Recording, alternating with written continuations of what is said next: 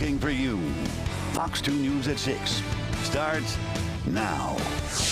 We want to welcome you to the HD show. Dave is out on assignment. We're going to get you right to the news. Michigan State Police are investigating a freeway shooting on the west side of Detroit. Police got a shot spotter notification on westbound 94 near Moross after 9 Friday night. When troopers got there, they found a car riddled with bullets with 2 people inside. Thankfully, no one was hurt. Police say an unknown suspect fired at the vehicle while driving on the freeway. If you have any information, reach out to MSP or you can call Crime Stoppers. That number, 1-800-SPEAK-UP. Several Detroit police officers pulled from their duties. The department discovered their licenses are inactive. DPD is now working to correct this problem. Fox 2's Brandon Hudson with more on how transparent the department has been and if they're keeping to that pledge now. As Detroit police prepare for one of the city's biggest events of the year in downtown, the department will have less feet on the street.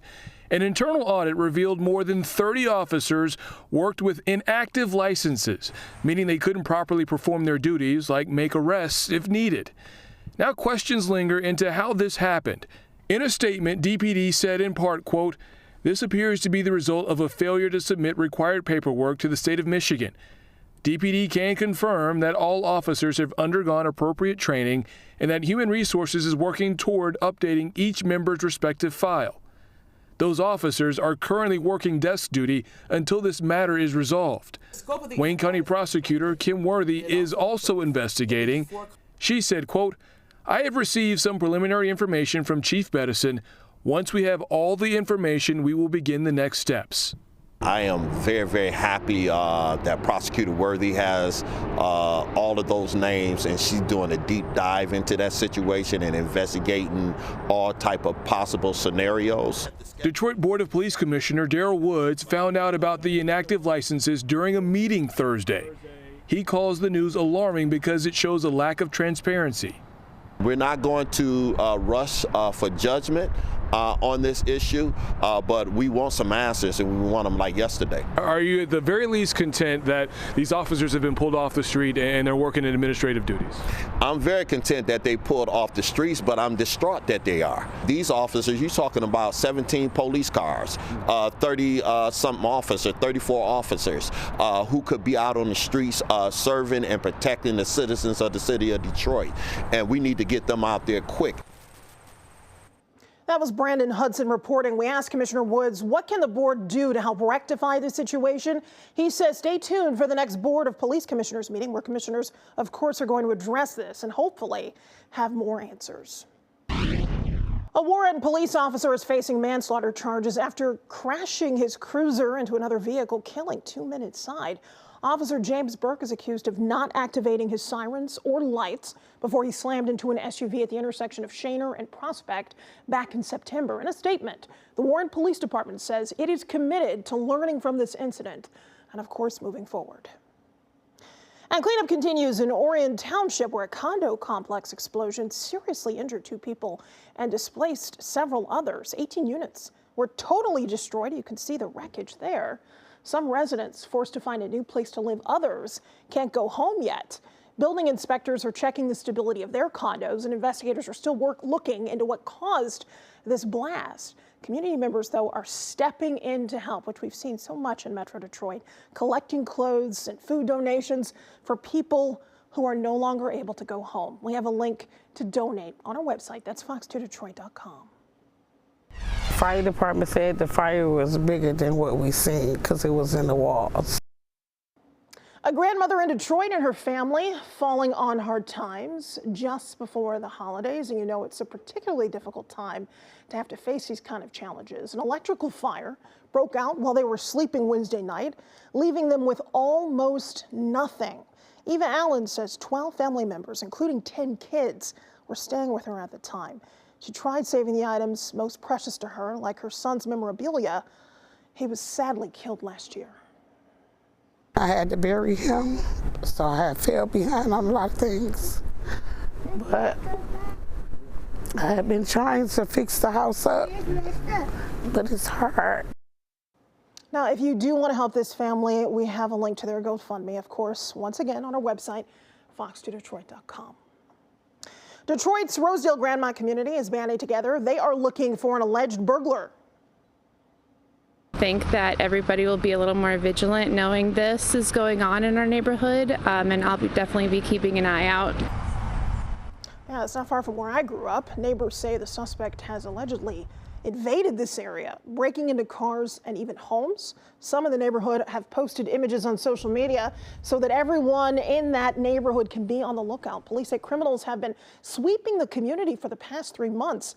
If you have any information, reach out to Detroit Police, or you can always call Crime Stoppers 1-800-SPEAK-UP. Tip jar means a lot to the employees, especially this time of year, because the money helps us buy gifts for our family and help with food for our homes. So the tips, it means a lot. All right, we're going to stay on the west side of Detroit, where apparently another heartless act. There you see it. Someone just grabbing the tip jar. The victim staff at Fresh Fish House who lost their hard-earned tips to this thief. There in that security video showing the suspect walking in Thursday afternoon. Now he waits by the counter, then moments later grabs that tip jar and then just walks back out. Fresh Fish House is working to identify the suspect, of course, working with police, and they're hoping they get the money back. I can't even believe they can do that.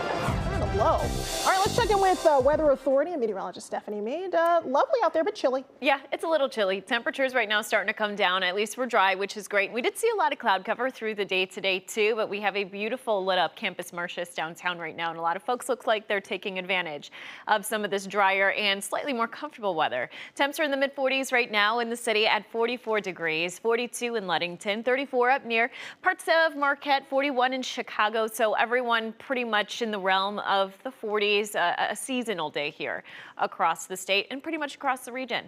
We have been seeing a little bit of moisture out near parts of Milwaukee. Additional lighter showers. They're kind of widely scattered right now, but I don't think we'll see any moisture later on tonight for us here across southeast Michigan, which is great. So we remain underneath the mainly cloudy sky.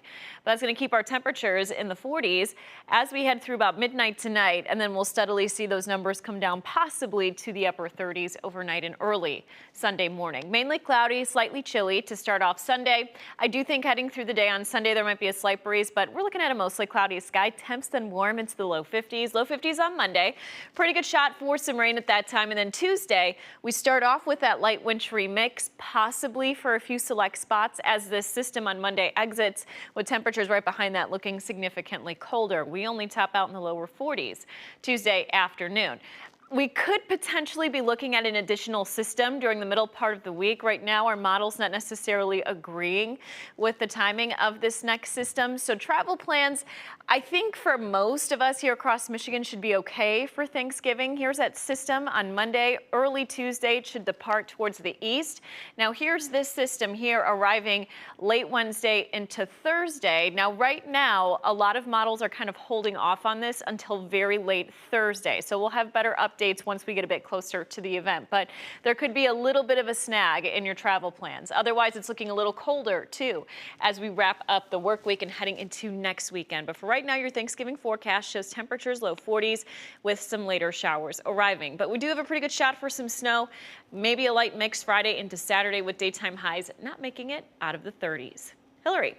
All right, thank you so much, Stephanie. Well, don't mistake this green for MSU Spartan green. I have no dog in that fight, but a lot of people do. Sports rivalries among friends and family are just a part of the Thanksgiving tradition. And Fox's CB Cotton has some tips on how to subdue that enthusiasm when the stakes feel just a little bit higher. A time of thanks, bringing family and friends together for meals and merriment. And oh yes, the occasional gloating over whose team won the big game. What the research suggests is that we kind of see ourselves as that team or as those individuals that are out there competing. And so then all of a sudden it becomes about us. And when it becomes about us, we tend to be a little bit more involved or get a little bit more excited about it. Dr. Ryan Pittsinger is Assistant Athletic Director and Director of Counseling and Sports Psychology Services at Texas A&M University.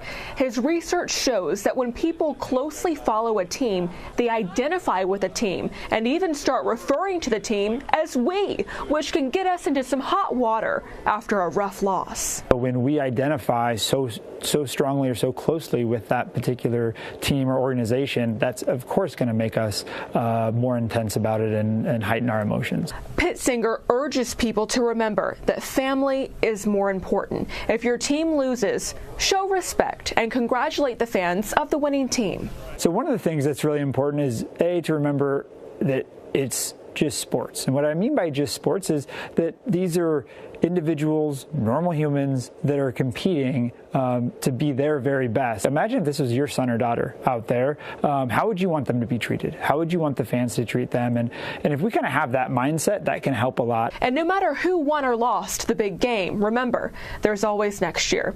In New York, CB Cotton, Fox News. And that lesson on being more generous and more sportsmanlike is very appropriate because we are in the season of giving, and one local fraternity is helping families ahead of the holiday. We're doing this because we as Alpha Phi Alpha Fraternity Incorporated support our community. We strive to do the best that we can for our people in our community in the city of Southfield. Thank you for coming. And as you heard, that's the Alpha Phi Alpha Southfield chapter, which donated 60 pre-cooked turkeys to students and families in need. The Larkins Turkey Giveaway kicked off this afternoon at Stevenson Elementary School. Parents tell us Stevenson is one of the few schools that offer programs to students and their families based off of their needs and not income. All right, let's keep the good feelings rolling. A Detroit nonprofit gets a huge donation from Amazon CEO and his fiance, Jeff Bezos and Lauren Sanchez, donating $2.5 million to COTS Homeless Shelter. Now, COTS is one of 40 shelters across the country getting the grant through the Bezos Day One Families Fund. COTS is a family-only emergency shelter that provides 140 beds to people who need it. This will really help us to sustain services. It will help us to expand capacity. And then it helps us to explore broader opportunities for us to be able to help families to establish stability through employment, even to be able to sustain that housing. And the Day One Families Fund has donated more than $500 million to help families facing homelessness. A very important cause. All right, well, this is another one. Grosse Pointe Farms War Memorial is kicking off the holiday season with a festive tree lighting, all part of their 2024 holiday homecoming. Fox 2's Scott Wolchek gives us a sneak peek into what's in store. Holiday celebrations getting ready to kick off here at the War Memorial in Grosse Pointe Farms. I'm here with Maria Miller, who's going to tell us all about it. So first off, you've got your tree lighting this weekend and so many fun things happening with Santa. Tell me about it. Oh my goodness, the tree lighting is going to be fantastic. It's the first time in many years that we've had a tree of that size, 20 foot, I think it's 20 feet. And tree lighting around 5:30. Santa's going to come. We'll have carolers. We'll have roasted marshmallows. We're going to have an area for roasted chestnuts inside. Chef will be cooking food for purchase. There's wine tasting if people want to do that. We have stories with Princess Belle. Ooh. Yeah, so we've got that. And what's fun is people can shop. So I think there's up to 10 vendors, if not up to a dozen vendors that will be here with anywhere from vintage to kind of just current modern day wares that people can buy. Wonderful. All spread out in the house. Absolutely, and you know, it's such a stunning area to be, and that's all this weekend. And then throughout December, you've also got what, Breakfast with Santa, where Santa flies in on a helicopter, bedtime stories with Santa. Tell me about some of those. Those are going to be so much fun. We have a couple seatings for Breakfast with Santa. When he flies in a helicopter, it is just the most spectacular thing to watch those children up against the ballroom windows, all plastered up watching, and all the leaves are coming up because the helicopter's landing on the back lawn, and it's fantastic. And Santa comes out, waves to the kids, comes on in and joins them for breakfast. So we do still have some tickets available for that. It's a really fun event. And then Bedtime Stories with Santa is also very special. And the kids come in their pajamas and can have cookies and enjoy time with Santa. It sounds very sweet. You know, you got to check out Santa flying in on that helicopter, giving the reindeer a little bit of a break. If you want to have a very special holiday celebration, check it out here at the War Memorial. Reporting in Grosse Pointe Farms, Scott Wolchek, Fox 2 News. And of course, we have so many ideas to celebrate the holidays with your family and friends coming up tonight after college football. So we hope you'll join us then. Dave will be back in the anchor chair. We'll have a full show for you. Have a great night till then.